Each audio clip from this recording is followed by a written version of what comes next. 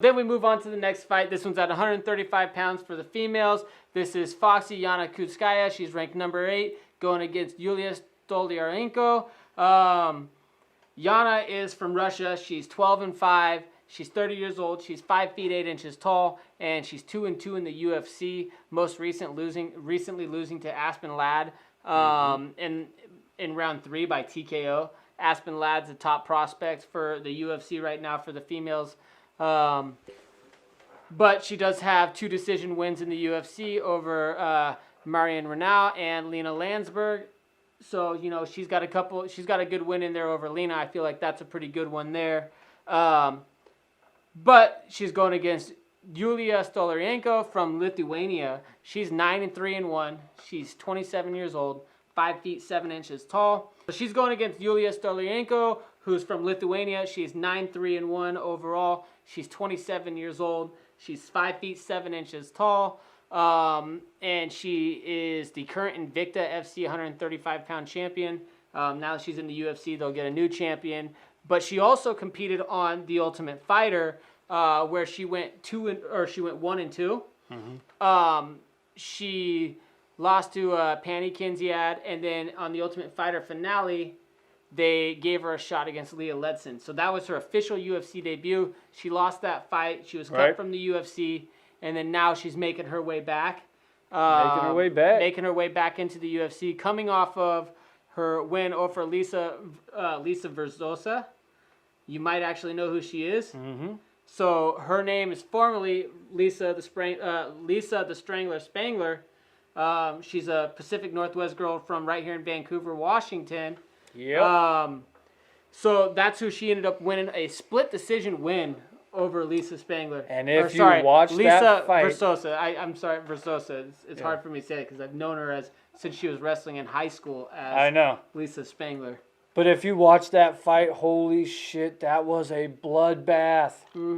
That fight was ridiculously bloody. Lisa Spangler got cut up bad. They both got beat up, dude. Lisa had a cut that literally went from here all the way down to here, stopped, and then went over to here. But in her face, she was bleeding all over the mat. The mat was red. And then if you looked at Julija, man, her face was bloody as hell too.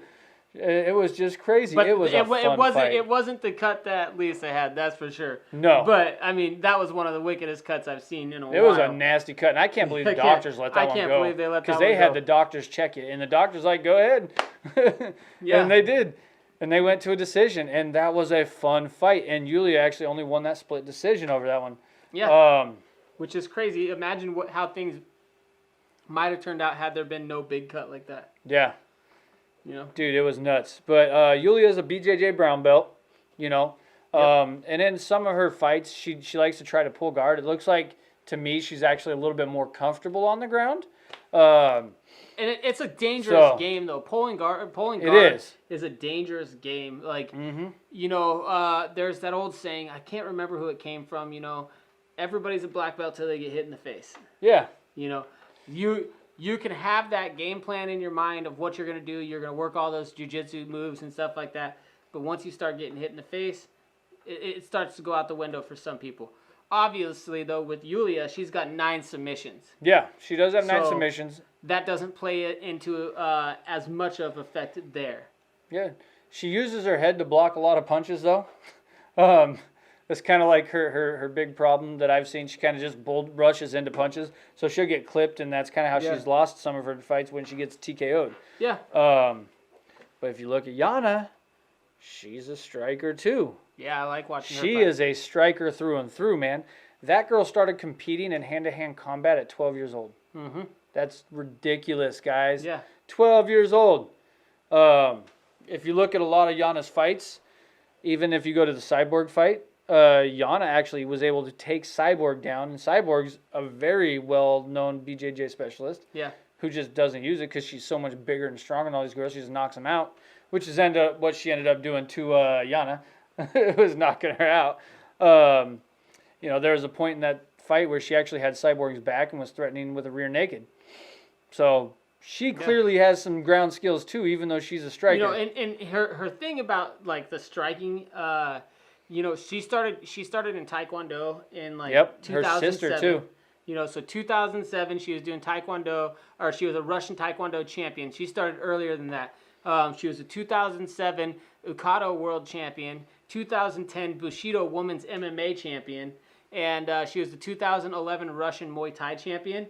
Like, so that striking, it's all there. And it's all there. Got it. But like you said, she's been training in hand-to-hand combat since she was 12 years old. 12 years old. 12 years old. Hand-to-hand includes ground fighting. You got to think, that's 18 years that she spent. She's 30 years old right now. 18 years she spent training in hand-to-hand combat.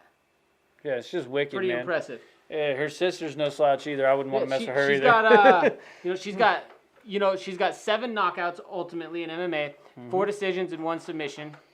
You don't see the submission game there very often, but that's mostly because of how comfortable she is with her hands. Yeah. But like you were just talking about, she has the ability to do some things on the ground, as we saw against Cyborg. Mm-hmm. Ultimately, in this fight, this was a tough fight for me, but I had to pull with Yana, and I went with Yana by decision. All right. So for me, I felt like, Yana she's the striker, right?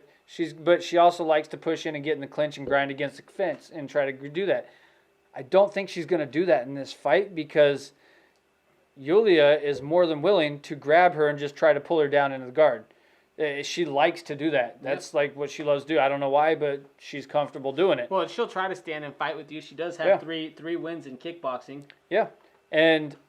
But you'll see also in that, like we were just talking about in the Spanglish Strangler fight. Yeah.